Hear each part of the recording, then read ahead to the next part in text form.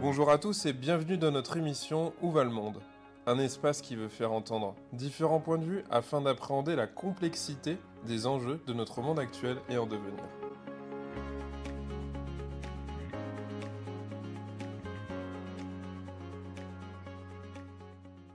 Valérie Andanson, bonjour. Bonjour. Alors aujourd'hui, vous nous recevez pour une émission particulière sur l'île de la Réunion. Et on va parler d'un sujet un peu particulier, les enfants de la Creuse. Et donc pour commencer tout de suite, entouré des vagues, à Saint-Joseph, vous allez vous présenter auprès de nos auditeurs. D'accord, très bien. Alors je m'appelle Valérie Andanson et je suis secrétaire et chargée de communication de la Fédération des enfants déracinés des Drômes. Mais je suis aussi une enfant d'île de la Creuse. J'ai été exilée à l'âge de 3 ans dans la Creuse. Je peux parler de cette histoire et je vais en parler avec mon cœur parce que je la connais vraiment bien. Alors je dirais que c'est quoi l'histoire des enfants d'île de la Creuse? Tout a commencé en 1963. Michel Debré qui arrive à La Réunion et qui a été élu député de La Réunion. Donc c'est sous le règne de Gaulle. Et là, Michel Debré estime qu'il y a trop de population sur l'île de La Réunion et pas assez dans les départements ruraux de la métropole. Donc ça sera une politique du trop-plein vers le trop-vide. 1973 alors. 1963. D'accord. 1963. Michel Debré arrive en tant que député sur l'île. Et il met en place le BUMIDOM, le Bureau migratoire des DOM. C'est les jeunes réunionnais, adultes, qui sont consentants pour partir en France hexagonale, pour avoir un métier, pour faire des études. Et bon, ça, ce sont des adultes consentants. Mais il y avait encore cette population qui grandissait et trop de monde sur l'île. Donc Michel Debré a dit comme ça, il a pensé à cette machination et se dire, voilà, maintenant on va s'attaquer aux gosses. Et c'est là que c'est grave, parce que nous avons strictement mais rien demandé. Et les assistantes sociales sillonnaient l'île, toute l'île, vers les familles pauvres, faisaient signer des papiers aux parents en disant « Vous inquiétez pas, on va prendre vos enfants pour un avenir meilleur, ils vont partir en France, en métropole, ils vont être médecins, ils vont être avocats et ils vont revenir tous les ans vous voir. » Et bien souvent, nos parents étaient illettrés, donc ils ne savaient pas ce qu'ils signaient. Je dirais que là, c'est un mensonge d'État. Parce que dire aux familles, on prend vos enfants pour un avenir meilleur, ils vont revenir. Et nous sommes partis pour un aller simple. Un aller simple. Donc il y a eu, je dirais, des bébés jusqu'aux adolescents, et il y a eu des vols d'enfants. C'est de quel âge à quel âge alors? Des bébés, de 6 mois jusqu'aux adolescents, 16 ans. Et c'était quoi la technique finalement? C'est simplement, entre guillemets, dire vous êtes en difficulté, on va offrir une belle histoire à votre enfant, et puis il reviendra, on vous le ramènera. C'était, voilà, on propose de prendre votre enfant pour un avenir meilleur. Et la France, l'Eldorado, la France où tout est merveilleux. Et avec l'idée d'un retour ou pas? C'est la question que je me pose. C'est ça, on devait revenir tous les ans voir notre famille. D'accord, ok. Donc avec l'idée peut-être de pouvoir subvenir aux besoins de la famille, parce qu'on y vivrait bien en France, on gagnerait bien sa vie et on pourrait soutenir la famille qui est dans le besoin. C'est ça en fait? Oui, c'est ça. C'est-à-dire que les familles étaient pauvres. Il faut se remettre dans l'époque des années 60 où il y avait beaucoup de pauvreté sur l'île de la Réunion. Et donc, bien sûr, les familles étant en difficulté, se sont dit pourquoi pas. Mais donc, il faut savoir que ces enfants qui ont été arrachés à leur famille, qui ont été arrachés à leurs repères, qui ont été arrachés à leur île natale, à leur créole, à leur terre, eh bien, en fin de compte, on s'est retrouvés dans des foyers sur l'île de la Réunion. En ce qui me concerne, moi, j'étais à la Pouponnière, mais il y avait le foyer d'Elbourg, il y avait le foyer à la Plaine des Cafres, il y avait plusieurs foyers. Et je dirais que déjà, dans ces foyers, il y a eu des abus. Il y a eu des abus, il y a eu Je peux parler de viol, que ce soit fille ou garçon. Je peux parler de maltraitance. Et donc, on passe par ces foyers. Certaines familles réunionnaises ont tenté de récupérer leurs gamins. Parce que j'imagine que certaines avaient peut-être eu un peu les moyens au fil du temps, ou quelques connaissances qui ont peut-être permis de secouer tout ça. Oui, surtout que ces familles-là se sont dit, mais j'ai fait une erreur, donc il faut que j'aille récupérer mon enfant. Et bien évidemment, l'enfant était parti. Et ce qui est grave, c'est que, bon, je dis peut-être que ça partait d'une bonne intention au départ. Je dis pas. Peut-être qu'il fallait qu'on sorte de cette misère. Mais il n'y a eu strictement aucun suivi. C'est que sur ces 2015 enfants, on s'est retrouvés dans des départements ruraux de la métropole. Et là, ça a été pour nous un choc, mais un choc émotionnel intense. Ça a été, je dirais qu'on a vécu rupture sur rupture et abandon sur abandon. Comment voulez-vous un déracinement que peut-être on pourrait parfois assimiler à ce qui peut se passer en protection de l'enfance, à ceci près que souvent on part d'une explication tangible avec une action qui a du sens. Il y a nécessité d'une rupture. Tandis que là, vous êtes en train de nous dire que c'était un peu pour le beau compte de l'État, et tout simplement. C'est une affaire d'État, c'est une affaire politique. Ça c'est certain. Parce que c'est quand même l'histoire de la Réunion, c'est l'histoire de la France, et qui concerne quand même plus de 2000 enfants. Ça a commencé en 1962, ça s'est terminé en 1984. C'est François Mitterrand qui a arrêté le système. 84, ça commence à faire assez proche quand même. Oui, ouais. C'est ça. Ouais. C'est ça, c'est que nous sommes là pour témoigner. Nous sommes une mémoire vive de cette page sombre de l'histoire de France. Donc, et c'est bien parce que je crois que nos parcours d'enfants qui ont été brisés, eh bien, doivent servir aujourd'hui pour améliorer le droit de l'enfant, pour améliorer, parce que ça va mal encore aujourd'hui. Et je crois que rien que le fait de partager toutes nos expériences, ça pourra peut-être aider à un moment donné. Mais je dirais que ça a été des moments extrêmement durs, parce que sur les 2015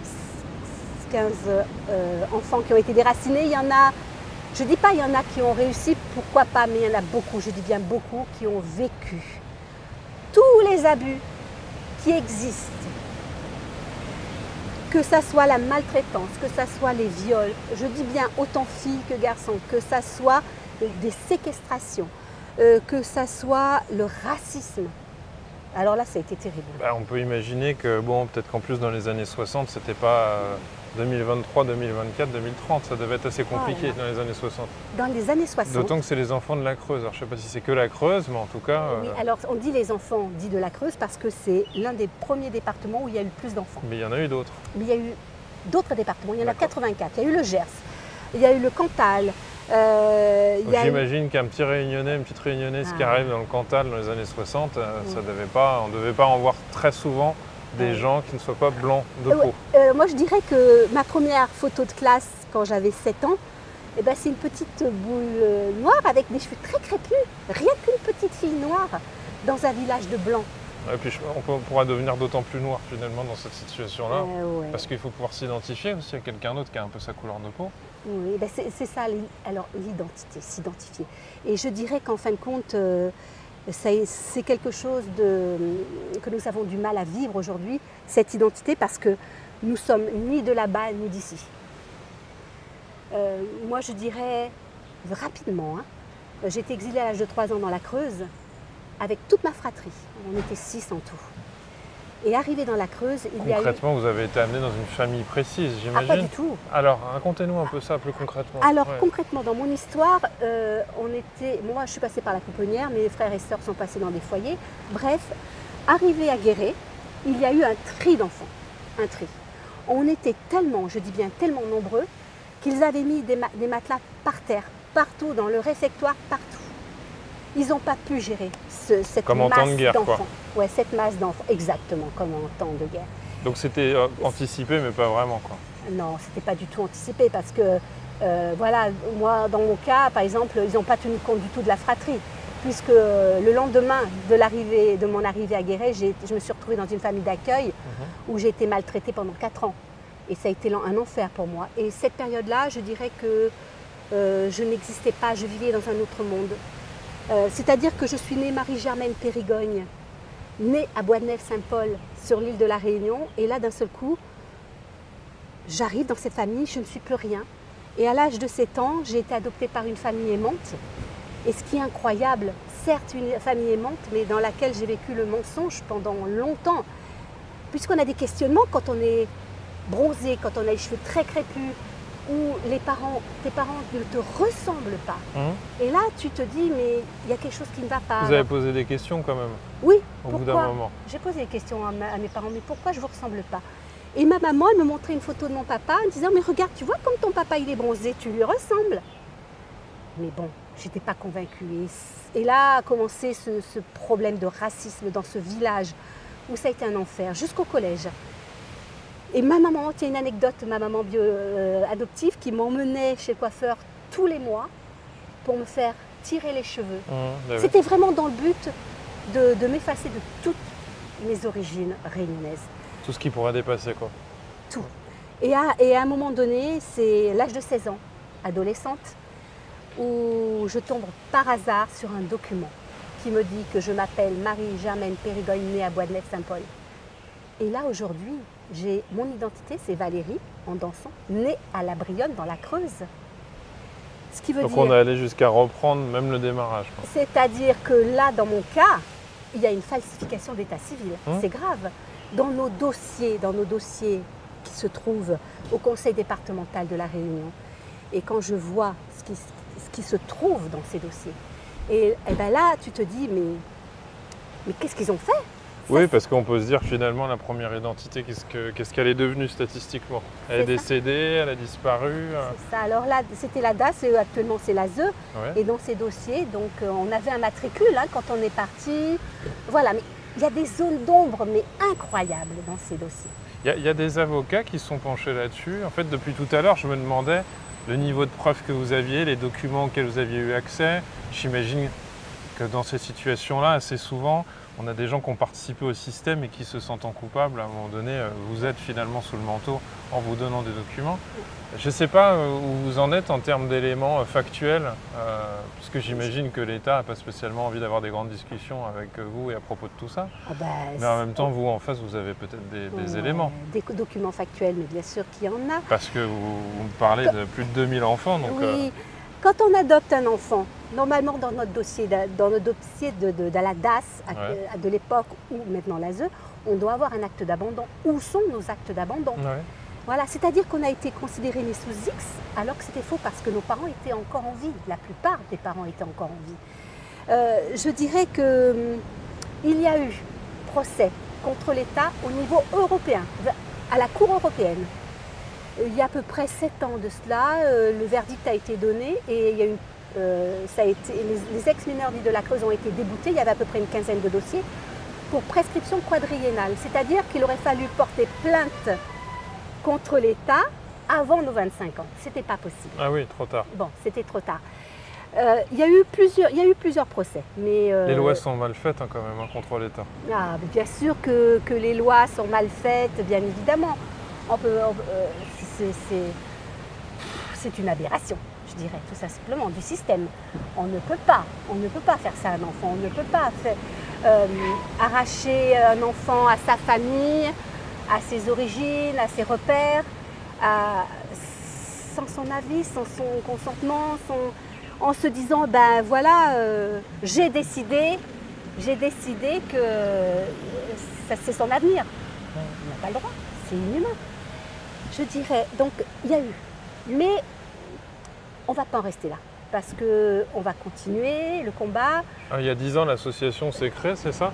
Alors, la fédération a été créée en 2015, mais moi j'ai commencé vraiment le combat collectif en 2013, parce qu'il faut absolument que moi je comprenne cette adoption, et il faut que je comprenne ce qui s'est vraiment passé. Pourquoi ce choix? Pourquoi tel enfant et pas d'autre?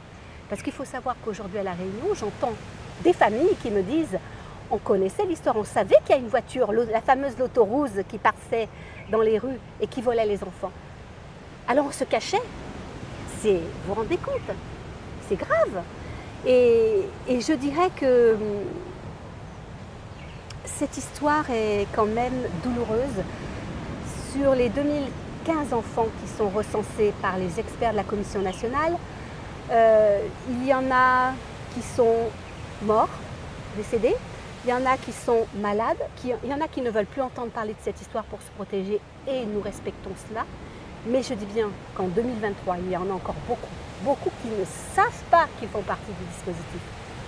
Et comment faire Comment faire cette C'est connu ce lien sur l'île ou pas alors? Parce que vous êtes en train de nous dire qu'il y a une espèce de mythe réel ou imaginaire, c'est pas la question, mais tout le monde aurait dans son inconscient déjà eu cette histoire d'automobile.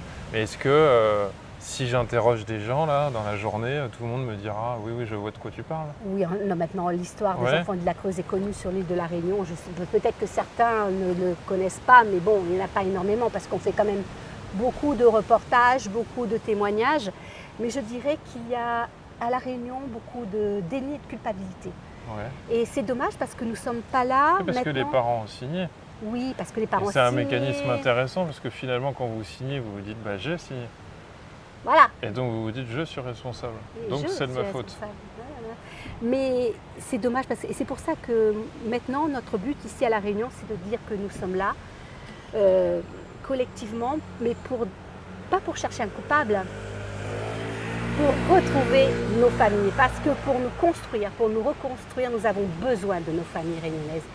Sans les Réunionnais, nous ne pourrons pas avancer, ça c'est certain. J'ai du mal à saisir la question du besoin en France. On manquait de main-d'œuvre en fait d'une certaine manière, si je comprends bien. Mais ça s'est arrêté il y a 40 ans. En 84, c'est la fin de cette aventure entre guillemets. D'ailleurs, comment vous savez que ça s'est arrêté? Oui, il y a tout ça qui m'interpelle. Oui, ça peut vous interpeller, c'est parce que je le sais, tout simplement. Un peu dans l'histoire, 2014, Erika Baretsch, qui est députée de La Réunion, porte une résolution à l'Assemblée nationale qui est votée à la majorité. Ouais. Bon, moi j'étais dans l'hémicycle, c'était grandiose, beaucoup d'émotions, les députés qui se lèvent vers nous et nous applaudissent. Voilà, ça c'est une première porte qui s'ouvre, mais ce n'était pas suffisant. Donc on s'est battu pour qu'il y ait une commission nationale historique et sociologique pour étudier sur l'affaire des enfants dits de la Creuse. Et c'est là, après, qu'il y a eu les chiffres. Au départ, c'était 1915 enfants, et puis après, là, c'est plus de 2000. Mais nous restons, en tant que fédération, persuadés que nous sommes plus nombreux. Voilà, donc c'est comme ça qu'on a appris les chiffres et aussi les périodes, comment ça s'est passé, parce qu'il y a quand même non seulement Michel Debré, mais il y a les institutions de l'époque, il y a les partis politiques de l'époque, il y a l'Église de l'époque. L'Église aussi est impliquée. Oui. Et donc, tout ça, c'est un tout. Mais ça reste quand même, 40 ans plus tard, Ouais. assez flou, à tel point que moi, quand j'en ai parlé autour de moi auprès de plusieurs professionnels, ils m'ont dit oui, ça me dit quelque chose, ou j'en ai entendu parler. Mais comment vous dire, la sensation que ça m'a donnée, c'est que ça paraît tellement énorme qu'on n'arrive pas à traiter l'information et puis on se dit, voilà, soit c'est un souci de plus inconcevable, soit on n'arrive pas à se représenter que l'État puisse aller jusque-là. Ah ben l'État est allé jusque-là. Ouais. Je vous en parle aujourd'hui et c'est la réalité puisque nous avons des documents qui le prouvent. Emmanuel Macron qui en 2017 envoie une lettre à la Fédération qui écrit noir sur blanc, il y a faute de l'État. Parce que nous ne nous sommes pas occupés de ces enfants. Oui, mais alors ce que je peux comprendre, c'est que, enfin, d'une certaine manière, qu'on puisse reconnaître sa faute, c'est entendable, mais ce qui serait intéressant serait de pouvoir libérer l'information. Ça devrait aller de pair normalement. On ouvre les archives en disant bon, on reconnaît, et puis on ouvre les archives.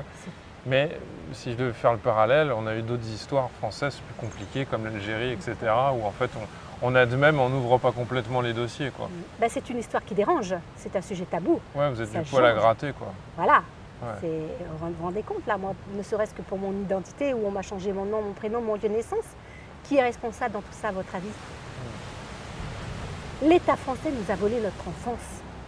Quand moi, au bout de 16 ans, enfin à 16 ans, où j'ai su par hasard que j'avais des frères et des sœurs, qu'on habitait Guéret, qu'on se croisait dans Guéret sans savoir qu'on était frères et sœurs, que j'ai décidé de les retrouver tous un par un, et bien là, on se rend compte de toute cette machination. Comment peut-on... Vous savez, quand on n'a pas vécu une fratrie, quand on n'a pas vécu ces jeux d'enfants, eh bien, il manque quelque chose. Il y a quelque chose de brisé. Je dirais que, et c'est l'émotion qui parle, vraiment, parce que nous avons été, mais je dirais, broyés. Dans ces parcours d'enfants, il y a des parcours qui sont inhumains. Mais quand je dis inhumains, je vois des compatriotes, des sœurs jumelles qui ont été séquestrées, violées, maltraitées dans une famille creusoise. Oui, oui, alors à La Réunion, il y en a qui disent aujourd'hui, mais qu'ils arrêtent ces enfants de la Creuse, ils ne parlent que de ça, de quoi ils se plaignent, ils ont bien réussi. De quoi? Mais je suis outrée quand j'entends ça. Non, parce qu'il y a beaucoup d'enfants d'Île de la Creuse qui vivent dans des situations de précarité. Prochainement, le 1er novembre, il y a un enfant, Jocelyn, qui va revenir pour la première fois depuis son exil, plus de 60 ans après. Comment ça va se passer pour lui? Il a peur là, il me l'a dit au téléphone tout à l'heure. Alors comment ça se passe tout ça? Alors vous avez, parce que ça ne doit pas être facile non plus de pouvoir contacter les personnes, j'allais dire les enfants qui ne sont plus des enfants maintenant. Comment ça se passe tout ça? On les contacte et puis on les approche et puis on essaie de voir si vous êtes les bienvenus et puis après on... Là, alors ce qui est compliqué, c'est vrai que c'est... Parce que là vous parlez comme d'un rapatriement, on imaginerait presque le documentaire, le reportage autour de tout ça. En tout cas il y a toute une préparation à avoir. Mais c'est ça. Est-ce qu'il y a une demande d'ailleurs? J'imagine que évidemment vous proposez, vous suggérez d'ouvrir, mais en même temps c'est compliqué parce qu'on a fait son histoire à un autre endroit aussi. C'est vrai que nous, au sein de la FED, on fait tout pour que les familles se retrouvent. Mais c'est compliqué d'aller retrouver aussi une famille qu'on ne connaît pas en plus. Parce qu'aller voir son père ou sa mère, sachant qu'on ne les a jamais vus ou qu'on n'en a plus de souvenirs, c'est pas évident. Nous sommes des victimes. Nos familles à La Réunion sont des victimes. Il y a certaines familles d'adoption qui sont des victimes parce qu'elles ne savaient pas qu'elles adoptaient des enfants issus de ce dispositif. Oui, donc il y a un double mensonge où finalement tout le monde s'est fait arnaquer. Un peu comme du recel, j'achète un produit, on m'a dit que c'était en brocante, maintenant il a été volé. Donc on s'est tous fait avoir finalement. L'image est très belle, mais c'était... Je ne sais pas si elle est belle, en tout cas elle m'a l'air juste, elle n'est pas belle, mais elle m'a l'air juste. C'est-à-dire que tout le monde s'est fait arnaquer. Exactement, exactement. Mais même dans les victimes, il y a aussi nos enfants, parce que c'est une histoire transgénérationnelle. Nous on a parce que papy, mamie, c'est qui alors? Nous, on a souffert, mais nos enfants, leurs racines, elles sont aussi à La Réunion. Et ce que nous, on a subi, nos traumatismes, parce qu'il y en a des traumatismes, même encore aujourd'hui, moi, je dirais que j'ai réussi, mais à quel prix? Je suis traumatisée. Tous, que l'on ait réussi ou pas, nous sommes tous des traumatisés. Et on est perdus. Et là, je dirais que Jocelyn qui arrive, il m'appelle, il me dit « Valérie, mais j'ai peur. » Mais c'est ça, ça se prépare. On devrait avoir un dispositif psychologique en amont, avant, pendant et après, non seulement pour nous, mais pour les familles à La Réunion. Et pourquoi pas nos enfants? Et, bon, même s'il y a eu un dispositif psychologique qui a été mis en place il y a 2 ans, pour faire une étude sur cette histoire, un peu comme l'étude des enfants de la Shoah, bref. Mais il manque cet accompagnement. Qu'est-ce que je fais moi avec Jocelyn? Comment il va vivre son séjour? Genre, je lui dis, mais tu vas voir comme ton île elle est belle, c'est un joyau, c'est un grain de beauté au milieu de l'océan, c'est notre île, c'est notre terre. Je dis, tu vas aimer. Il me dit, oui, mais j'ai peur, comment ma famille va me recevoir? Et on a eu des cas. Donc on a identifié sa famille. Il a identifié sa famille. On arrive bien en amont grâce aux réseaux sociaux. Pour ceux qui ont quelques années, et même si je ne suis pas très âgé, ça renvoie à l'émission Perdu de vue, où en fait, 30-40 ans plus tard, vous voyez à la télé votre père, votre mère, on en est au même niveau en fait. C'est ça. Donc lui, oui, il doit être, j'imagine, assez chamboulé. On a fait un événement en 2020, en décembre 2020, ici à La Réunion. Il y avait une enfant d'Île de la Creuse qui revenait pour la première fois. Plus de 50 ans après, elle a retrouvé sa maman biologique. Et bien pour elle, ça a été un échec. Ben, j'allais tout doucement vers ça. Parce que ce qui est un échec d'ailleurs maintenant pourrait ne pas l'être dans 10 ans. Mais bon, je peux imaginer que l'effet peut être assez délétère ou compliqué à gérer. Il y a des échecs, il y a des réussites. Par contre, je suis revenue à la Réunion en septembre 2021 et j'ai retrouvé mon papa biologique. Je vais quand même vous expliquer ce moment de retrouvailles. J'allais vous le demander, donc c'est très bien. Voilà, parce que c'est quelque chose de très émouvant, de très fracassant, autant pour moi que pour lui. Parce que bon, j'arrive chez lui et je m'assois et je dis voilà, je sais que tu es mon papa et je suis là pour te retrouver. Et il me dit mais j'ai honte de moi. J'ai honte de moi. Alors je lui dis mais moi je ne suis pas là pour chercher un coupable. Moi je suis là pour te retrouver, pour essayer de me reconstruire, de terminer le puzzle de ma vie. Et il s'est levé. Il s'est levé, il m'a pris dans ses bras, il m'a dit oui, je suis ton papa. Et là, je te voyais à la télévision régulièrement. Je savais que tu existais, mais j'avais honte de moi. Donc, moi, j'ai pris du recul parce que je sais comment il faut faire. Il y a certains enfants de la Creuse qui vivent aujourd'hui dans la colère, dans la haine. On pourrait dire, voilà, en ce qui me concerne, est-ce que j'ai de la colère envers le gouvernement, envers l'État? À un moment donné, oui, j'ai eu de la colère. Comme j'ai eu beaucoup de colère envers mes parents adoptifs. Parce que c'est grave de mentir à un enfant comme ça. Oui, mais aujourd'hui, je suis sur le chemin de la résilience parce que je crois qu'il faut passer à autre chose, mais ne pas oublier le passé. Parce que cette histoire ne doit pas rester sous le tapis, il faut qu'on en parle. Et je vous remercie, Rine, pour ça. Je me demande comment on peut transmettre ça après à ses enfants. Parce que transmettre un dossier qui est incomplet, entre guillemets, c'est difficile. Parce que vous connaissez des choses, alors c'est pas forcément facile de transmettre, mais alors quand on n'a pas grand-chose à en dire, bon, une absence d'histoire, c'est compliqué. Hein. La transmission. Alors pour nous, c'est l'un des points importants dans nos objectifs en tant que fédération.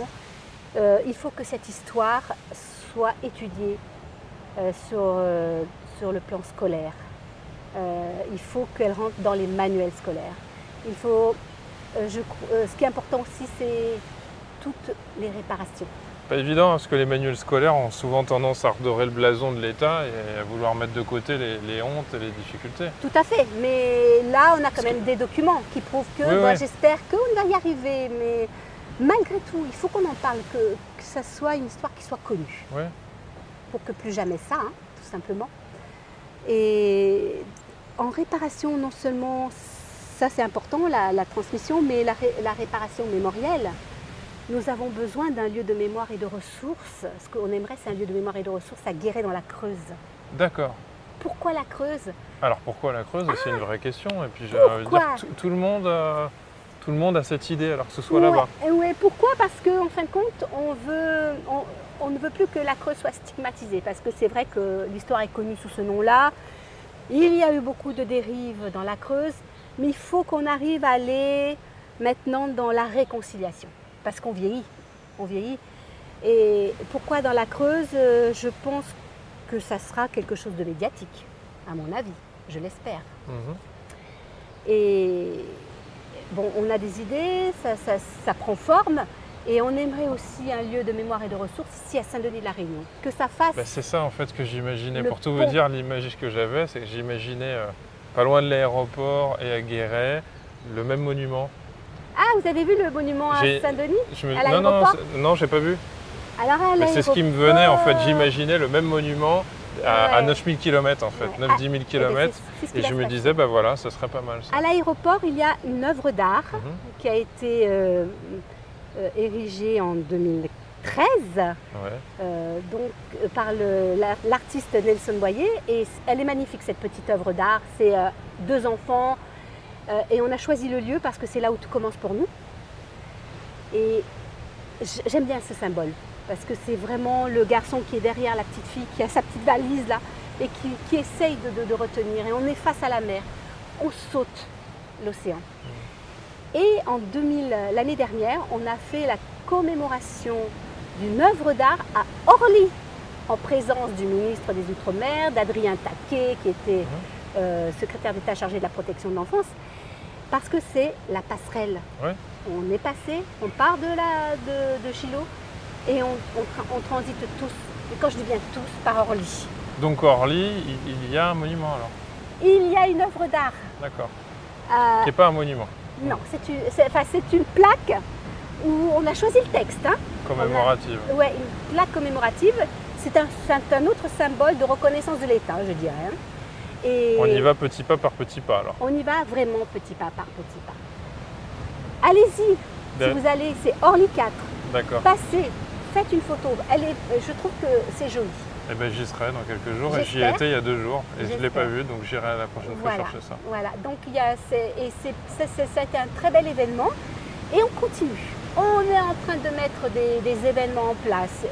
Tous les ans. De quel genre, racontez-nous alors? Par exemple, le 20 novembre de cette année, nous allons commémorer, pour la 3e édition, commémorer l'histoire des enfants d'Île la Creuse. Et en parallèle, il va y avoir un spectacle de danse et une chanson qui s'appelle Déraciné. Une très belle chanson, très magnifique. Les paroles sont intenses, de vérité. Et il y aura également, on a l'intention d'y ajouter un concours d'écriture autour des droits de l'enfant pour les 6-16 ans. L'année dernière, c'était à Saint-Denis de la Réunion et la première édition a eu lieu à la mairie, à l'Hôtel de Ville de Paris. Donc ça, c'est quelque chose qu'on va faire tous les ans. Tous les 20 novembre, pendant la journée de l'enfance, nous allons commémorer l'histoire des enfants d'Île la Creuse. Tous les ans, on se retrouve dans un département aussi qui a fait l'objet de ce transfert d'enfants. Cette année, nous étions à Saint-Herblain. L'année prochaine, nous irons à Cannes, parce que vous savez que oui, Cannes a été un lieu où des enfants étaient exilés. Voilà, donc ça c'est important d'avoir ce lien. Pour nous, c'est comme si nous étions une grande famille et c'est un moment, je dirais, de thérapie. Parce que nous sommes ensemble, on peut parler de ce qui nous est arrivé, on peut parler, on s'amuse, on parle de ce qu'on a envie, voilà. Mais c'est vrai que quand je vois quand même dans tous les discours, il y en a qui sont, je dirais, dans un état psychologique, ils sont fracassés et ils le seront à vie, jusqu'à leur mort. Moi, j'ai un frère qui a mis fin à ses jours à 32 ans parce qu'il n'a pas supporté tout ça. Ça a été très dur et j'ai une grande sœur qui est en psychiatrie régulièrement parce qu'elle vit avec les démons du passé. Que dire de l'histoire des enfants de la Creuse? C'est une histoire qui est déjà humaine, qui est très dure. Je crois que l'État français doit se rendre compte et doit vraiment aujourd'hui avoir conscience que ce qu'il a fait est très très grave. On ne brise pas des vies comme ça. On n'a pas le droit de faire ça à un être humain. Et c'est interpellant que vous parliez à l'État comme s'il avait fait une bêtise et qu'il devait être puni comme un enfant qui n'avait pas conscience de ses bêtises. Il doit être puni. Ouais. Parce que nous, ce qu'on souhaiterait, c'est qu'on voudrait les excuses publiques du gouvernement. Et comment vous comprenez ce déni, cette envie cet évitement? Cet évitement parce que Parce que le gouvernement d'aujourd'hui n'est pas le gouvernement d'hier non plus. Mais c'est une affaire politique. C'était la droite et puis malgré tout, il y a encore la famille de Michel Debré qui est en vie. Donc il y a l'assistante sociale qui sillonnait l'île de la Réunion qui est encore en vie, qui habite le sud de la France. Tout ça, il y a tellement de responsabilités, Ça reste encore assez jeune. Ça reste jeune. C'est ce que je répète, nous sommes une mémoire vive d'une passion de l'histoire de France. Donc c'est pas simple. Mais on lâche rien. C'est vrai qu'on aurait besoin aussi d'une réparation financière. Et c'est ce qu'on va demander parce que j'estime que... Déjà, tout ceci a un coût quand même. J'imagine que vous prenez sur votre temps et puis sur vos... Sur mon temps, sur notre temps, sur les finances. Oui, et puis les finances permettent de payer des professionnels, des avocats, des psychologues, payer la communication, un site internet, toutes ces choses, quoi. Déjà. Je fais tout ça gratuitement, moi. Je fais Voilà. bénévolement. Et on manque de soutien par rapport à ça. Voilà, donc on avance malgré tout. Et ce qu'on souhaite aussi dans nos objectifs, c'est la prévention. Il faut vraiment, vraiment que plus jamais ce genre d'histoire recommence dans le monde entier. Parce qu'on peut parler aussi d'adoption illégale. La preuve, moi j'ai été adoptée illégalement. On peut parler de plein de choses dans cette histoire. Dans les adoptions à l'international, il y aurait également peut-être des parallèles à faire. Ouais, par rapport Ah mais à ça. ça y est, à l'Assemblée Générale à Saint-Herblain, nous avons intégré une association qui œuvre contre les adoptions illégales. C'est l'association IAAM. Et on espère que le fait de se regrouper comme ça, on ait une voix qu'on soit plus fort. Il y a un proverbe qui dit « l'union fait la force ». Alors on va essayer, mais bon, c'est pas simple. On va aller sur la dernière question de l'émission. Valérie Andanson, selon vous, où va le monde alors? Il va le droit dans le mur.